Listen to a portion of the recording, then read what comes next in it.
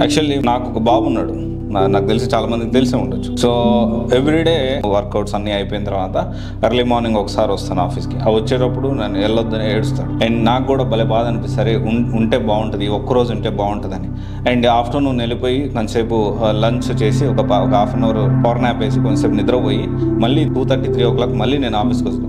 అప్పుడు వచ్చేటప్పుడు నన్ను చూశాడు అనుకోండి, నా వెనకాల పడతాడు, వస్తా వెళ్ళొద్దు అని చెప్పి నా చేయి పట్టుకొని లోపల లాక్కోబోతూ ఉంటాడు. సో నాకు అప్పుడు మళ్ళీ బాధ అనిపిస్తుంది. కానీ ఇక్కడ బయట విషయం ఏంటి అంటే, ఇప్పుడు ఈవినింగ్ వెళ్ళిపోయిన తర్వాత బాబుతో టైం స్పెండ్ చేస్తాను. That is whole different story. అక్కడైతే ఇక్కడ నేను ఒకటే చెప్పదలుచుకున్నాను ఏంటి అంటే, ఇప్పుడు నేను నా ఫ్యామిలీ టైము అంటే చాలా మంది మాట్లాడుతూ ఉంటారు పర్సనల్ లైఫ్ అని.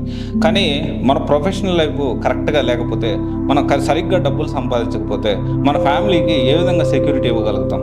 ఈ రోజు రేపు అందరూ మాట్లాడతారు డబ్బు ఇంపార్టెంట్ కాదు, వేస్ట్ మాట్లాడింది.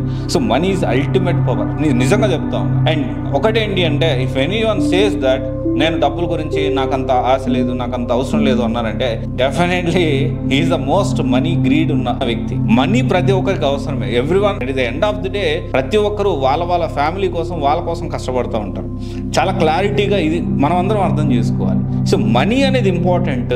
మన ఫ్యామిలీకి పర్సనల్ లైఫ్ కంటే చాలా మంది సాఫ్ట్వేర్లో మాట్లాడుతారు, నా పర్సనల్ లైఫ్ అంటే ప్రొఫెషనల్ లైఫ్ లేకుండా పర్సనల్ లైఫ్ ఏ విధంగా వస్తుంది, ఏ విధంగా సెక్యూరిటీ ఉంటుంది, నీకు కంఫర్టబుల్ లైఫ్ ఎలా ఇవ్వగలుగుతావు ఫ్యామిలీకి? నేను నమ్ముకున్న వాళ్ళకి ఏం భరోసా ఇస్తున్నావు? So think about it. So అంటే బ్యాలెన్స్ ఉండడం ఇంపార్టెంటే. అండ్ ఓవర్గా కూడా ఈ ప్రొఫెషనల్ లైఫ్ ఉండకూడదు, అది కూడా నేను చెప్తాను. బట్ స్టిల్ ఇది ఒకసారి ఆలోచించండి, డబ్బు చాలా ముఖ్యం.